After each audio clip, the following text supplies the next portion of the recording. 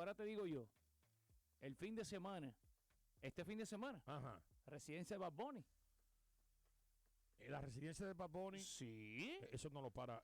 Eso está lleno. Tú sabes que la cultura de Bad Bunny es resaltar toda la cultura de Puerto Rico, ¿verdad? Claro. Pues mira, este weekend el que vaya para Puerto Rico va a sentir viento de tormenta, parece. ¿Verdad, Gaby? Escucha.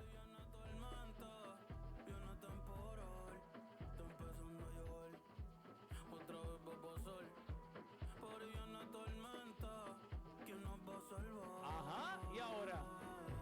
Y dice, señoras y señores, van a vivir la experiencia de un efecto de tormenta en Puerto Rico.